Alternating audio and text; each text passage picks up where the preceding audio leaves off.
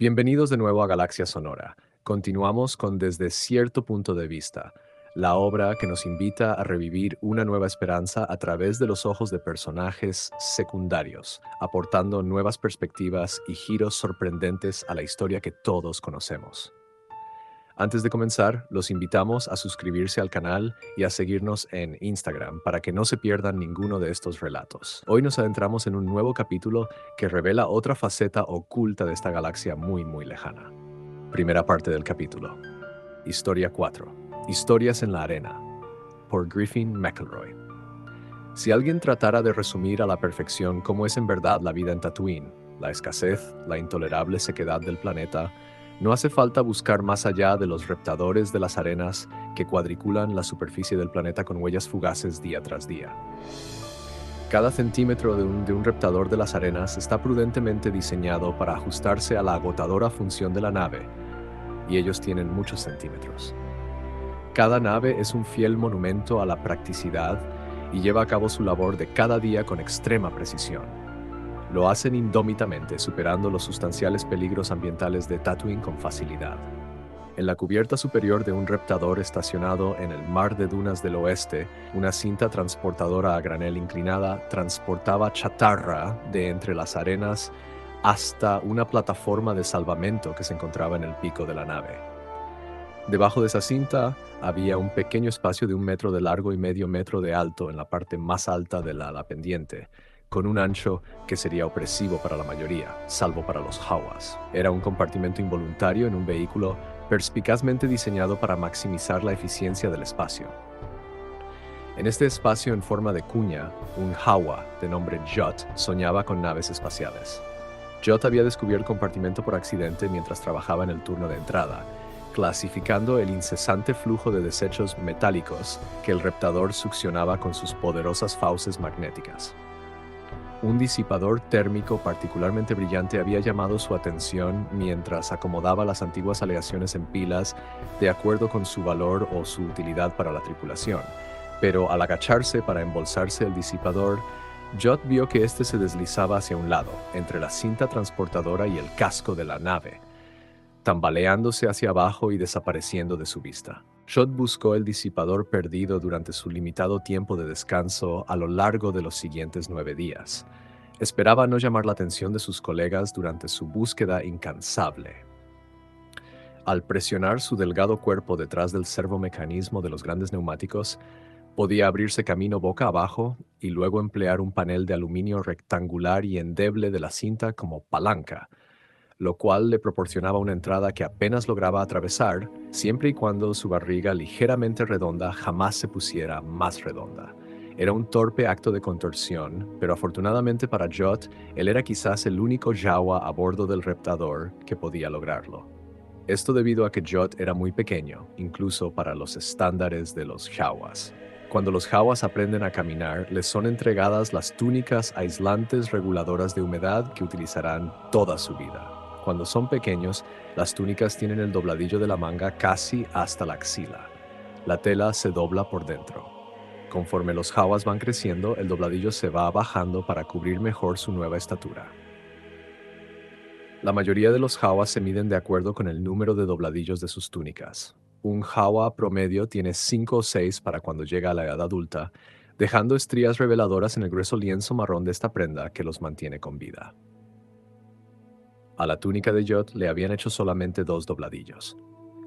Después de varios meses de práctica, Jot podía entrar y salir de este espacio en cuestión de segundos. Era de suma importancia que la maniobra fuera rápida y secreta. No podía dejar que nadie se enterara de su espacio. Decir que el compartimento no era particularmente cómodo sería injusto con la mismísima idea de la incomodidad. Era, como uno puede deducir por las dimensiones mencionadas, un espacio estrecho, en especial cuando estaba lleno con las múltiples chucherías que Jot guardaba durante su labor de rescate. Durante sus turnos simplemente recolectaba cualquier objeto que le llamara la atención empujándolo por uno de los lados de la cinta, y este iba a parar directamente a su colección. Debido a la relativa facilidad de este proceso, su ya de por sí gran acumulación había crecido exponencialmente. Tan solo ese beneficio superaba las muchas desventajas, que eran bastantes, del espacio. La banda rodante que servía como techo a veces se hundía por el peso de piezas particularmente grandes de objetos rescatados y casi se colapsaba, aunque nunca por completo. La pared de estribor del espacio era en realidad el casco exterior del reptador de arena, que se ponía insoportablemente caliente para tocarlo 14 horas al día.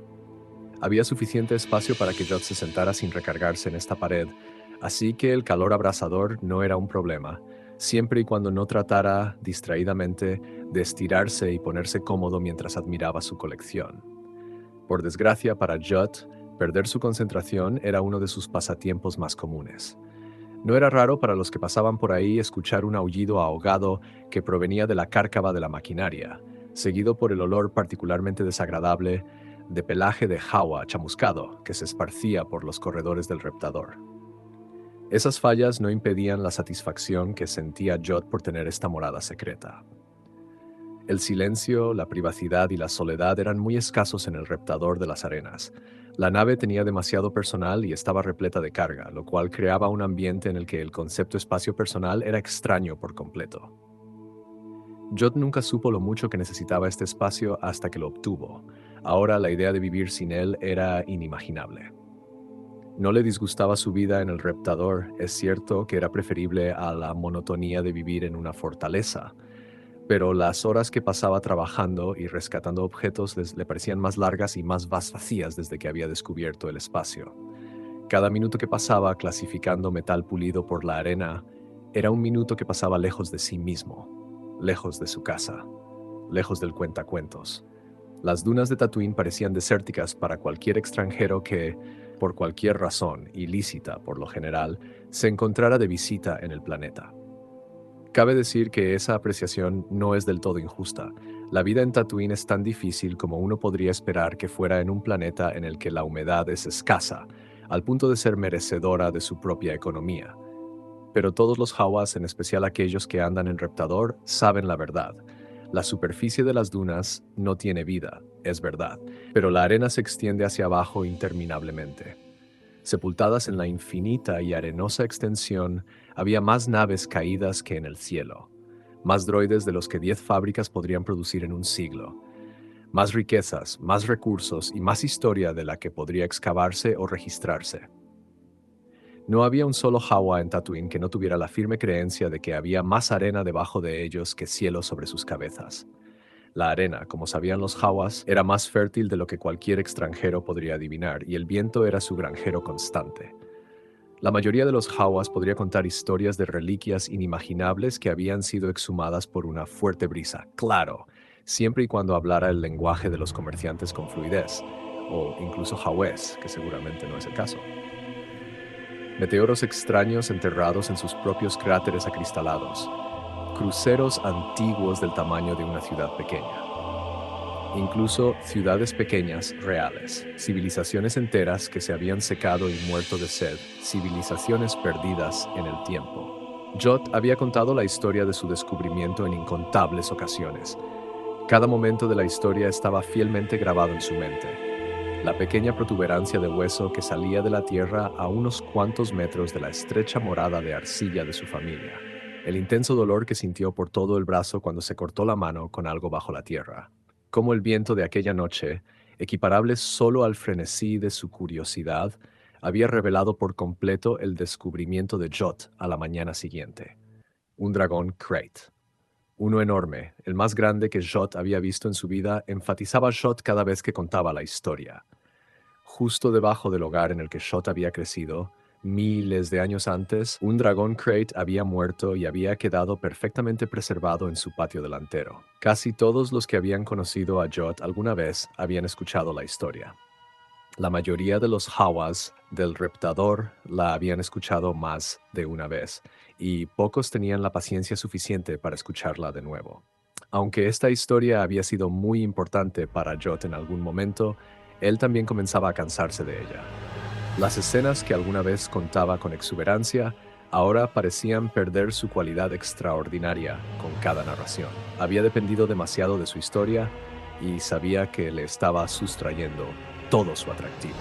Pocas semanas después de que Jot descubriera el espacio debajo de la banda, el viento sopló fuertemente sobre las dunas que se encontraban cerca de su reptador, desenterrando una nueva historia de las profundidades.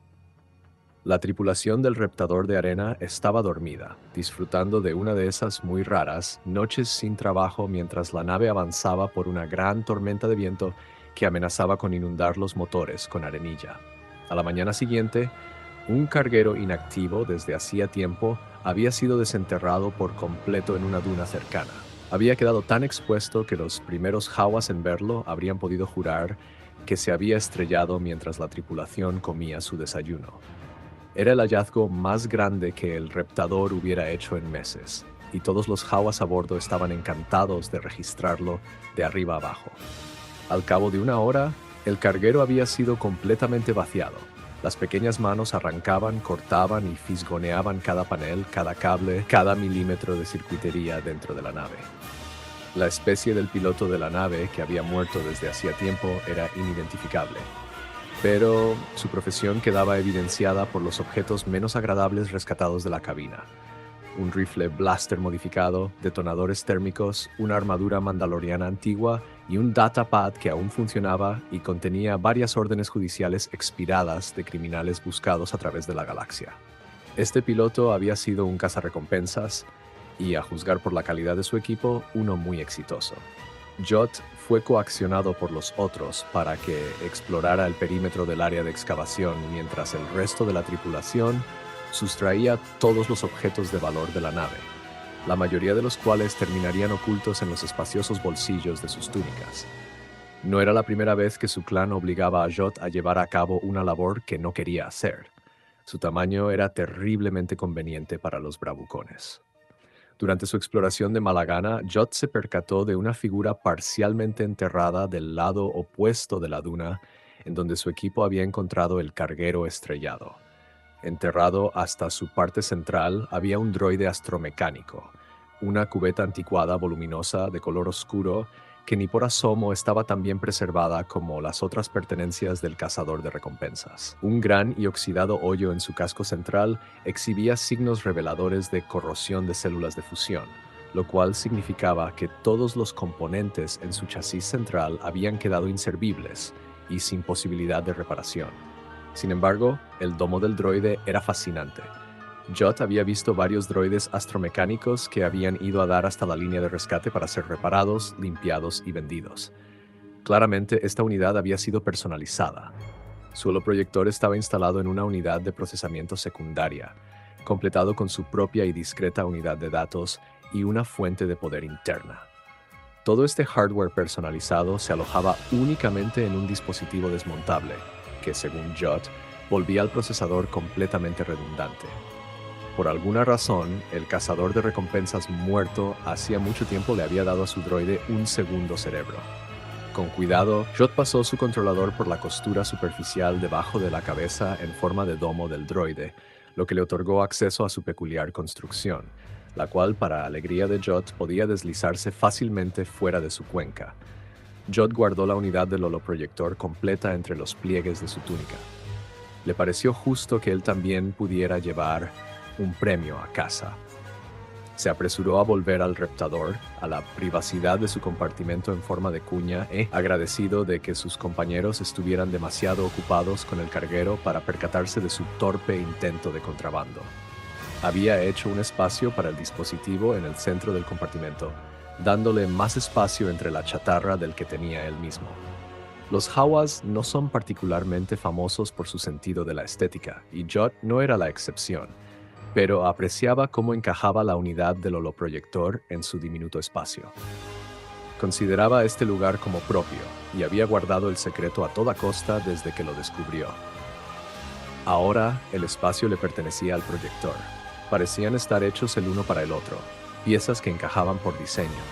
Después de algunos minutos de clasificar su colección meticulosamente y acomodarla en montones, Jot sacó un núcleo de memoria que había encontrado en el espacio durante su primera visita.